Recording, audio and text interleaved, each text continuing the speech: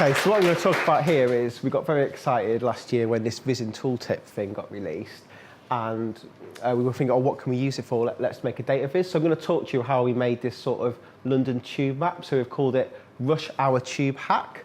I'm not going to open here, but what it is a map of the tube station. Each one of these represents a different station. The idea is when you click on one of these dots, a little viz pops up and tells you how busy the tube station actually is. I've selected Balham there. That's where I used to live on the Northern Line, and I can confirm at 9 o'clock it is total hell. So how did we do this? So what I'm going to talk about on this talk is we're going to talk about the different features we used, the data sources, where we got the raw data from, but also how we generated these shapefiles, and finally how we put it all together. And then, wow, watch out section is my things that didn't work quite as easy as I thought they were going to when I started off. So the first feature I use is this plotting shapefiles. I'm not sure if you've all come across this, but effectively, if you have a bunch of shapes, if you have an X and Y coordinate with a shape ID and a path, you can actually plot these shapes in Tableau. So what you do is just drag the X to columns, drag the Y to rows, drag the shape ID into detail, and drag the path in the path, and then whatever's in this shapefile gets plotted into Tableau. So that's the first thing.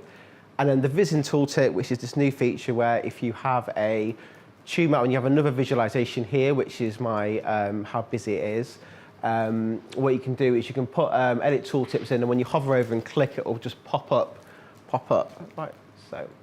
So what did I do in terms of data sources? I had two data sources, TFL data, so they sample a month of data and release it, and effectively it tells you each station, how many entries each one has per hour.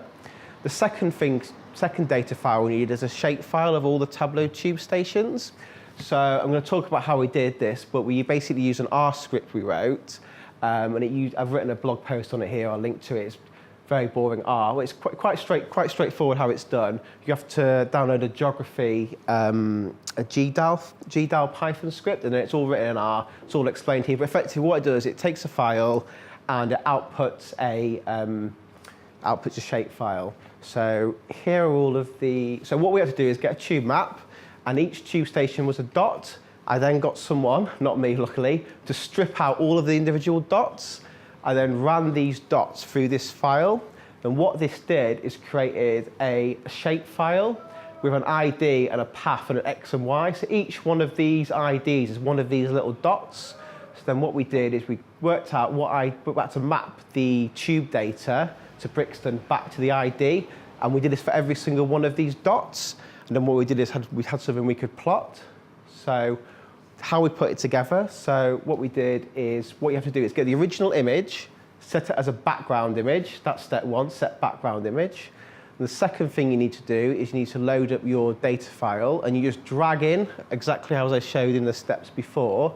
And then what that does is it just plots a little circle around every single little dot. And then what we had to do for the third thing is just add in the tooltip data viz. And then what that happens, once you've done all those three stages, what happens is when you click on this dot, it then applies a filter and then just comes up for that one tube station. So that's basically how it works. So a couple of things about this, a couple of problems, that when we first started this, what we thought we'd do is we just have one file that was the tube data, one file that was a shape file, and then like blend them together. But the problem is we did that and we blended them in this data viz and it all looked fine. But then when we clicked over, the filter wouldn't work in the edit tooltip. So for data viz tooltip filters to work across, what you have to do is actually have one individual data source. You can't use blends or joins or anything like that. Okay, and that's it. Any questions?